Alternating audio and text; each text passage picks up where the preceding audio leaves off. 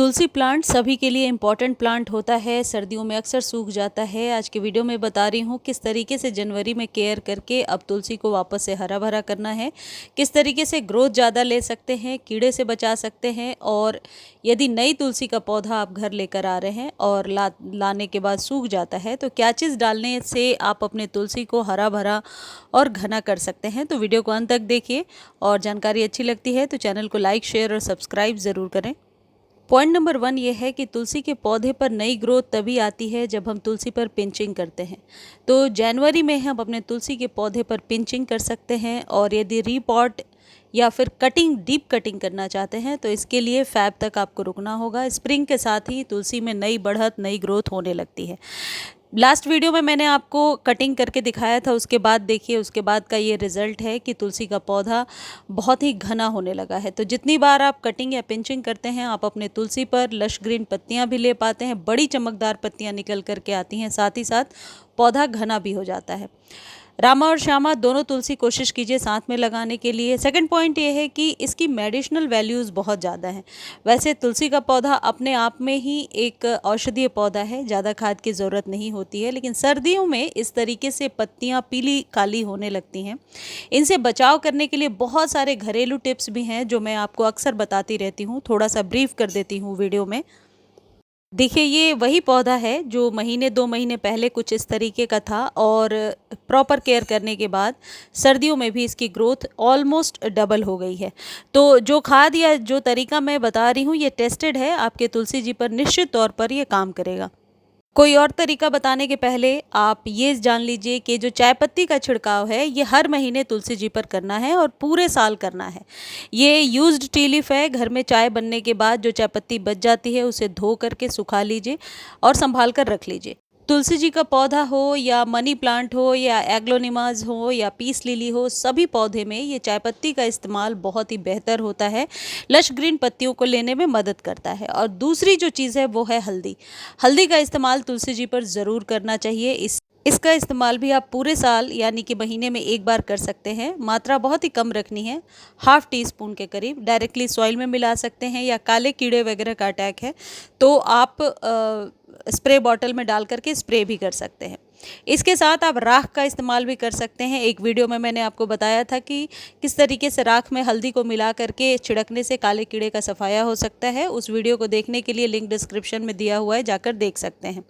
तुलसी जी का पौधा एक परमानेंट पौधा होता है यदि आप सही सॉइल मीडिया बनाते हैं, यानी बालू 30 to 40% और बाकी के रेशियो में गार्डन सॉइल और कंपोस्ट मिलाकर बनाते हैं तो एक बहुत ही बढ़िया सॉइल मीडिया तुलसी जी के लिए बनकर तैयार होता है और ये परमानेंट पौधे की तरह होता है। कई लोगों को ये मिथ है कि सर्दियों में तुलसी सूखती ही हैं, ऐसा नहीं है। हमारे साथ ऐसा नहीं होता और आप ये केयर करेंगे तो निश्चित तौर पर तुलसी जी नहीं सूखेंगी, क्योंकि तुलसी के पौधे को सिर्फ और सिर्फ एक चीज़ की वजह से ही आप मरने से बचाया जा सकता है और वो है पानी का सही ध्यान रखना है। वाटर बैलेंस्ड यदि आप सर्दियों में रखेंगे तो निश्चित तौर पर तुलसी जी की पत्तियां बड़ी बड़ी चमकदार निकल करके आएंगी और पौधा सूखेगा भी नहीं। तीसरी सबसे इम्पॉर्टेंट चीज़ है कि तुलसी जी के पौधे पर आप गुड़ाई हर एक महीने करेंगे और गुड़ाई करने के बाद आप देख रहे हैं सॉइल किस तरीके से ड्राई है सर्दियों में भी। यदि आपके तुलसी के पौधे में भी इस तरीके से ड्राई सॉइल है तो कभी भी नहीं मरेगा तुलसी जी का पौधा। यदि आप तुलसी जी में डेली जल देते हैं, छोटी लोटकी का इस्तेमाल कीजिए या 2-3 पौधे लगाइए, एक दिन एक में जल दीजिए, फिर उसका नंबर 3 से 4 दिनों के बाद आना चाहिए। देखिए सॉइल मीडिया अंदर से किस तरीके की है, मिट्टी मॉइस्ट है लेकिन कभी भी ओवर वाटर नहीं होगा। गर्मियों में ओवर वाटर फिर भी तुलसी जी में एक बार को सही होता है, लेकिन सर्दियों में सिर्फ पानी की वजह से ही तुलसी जी खराब हो जाती हैं। अब हर जगह धूप तो होने लगी है, 12 बजे के बाद तो दिल्ली वगैरह में भी धूप हो रही है, तो तुलसी जी को आप जब भी वाटरिंग कर रहे हैं इस बात का ध्यान रखिए कि उसी दिन यदि पानी सूख जाए तो बेहतर है, यानी कि धूप में रखिए यदि आप अंदर रखते थे ओस की वजह से। अब 5वीं सबसे इम्पॉर्टेंट लास्ट पॉइंट ये है कि खाद कौन सा देना है। ये खाद देने के बाद निश्चित तौर पर यदि तुलसी जी के पौधे के पत्ते छोटे छोटे निकल करके आ रहे हैं, काले कीड़े का अटैक है, या न्यू पौधा आप नर्सरी से लेकर के आ रहे हैं और वो ग्रो नहीं कर रहा है, तो आप इस सफ़ेद पाउडर से छिड़काव कीजिए। पौधे को लगाने के बाद निश्चित तौर पर ग्रो कर जाएगा। और यह है एप्सम सॉल्ट।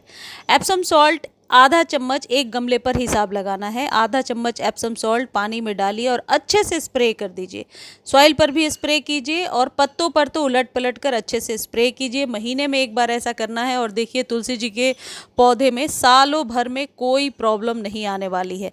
न्यू पौध जो आप नर्सरी से लेकर के आ रहे हैं और पौधा लाने के बाद सूख रहा है, तो आप पौधा लगाने के बाद इस चीज़ से छिड़काव कर दीजिए। आधे चम्मच का हिसाब रखना है एक गमले पर।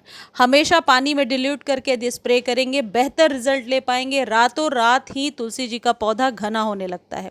एप्सम सॉल्ट के बहुत सारे फ़ायदे हैं। यदि पत्ते बिना वजह सूख रहे हैं या काले काले निकल कर के आ रहे हैं, जो कि सर्दियों में अक्सर होता है, तो ये फोटोसिंथेसिस के प्रोसेस को तेज करता है जो एप्सम सॉल्ट है।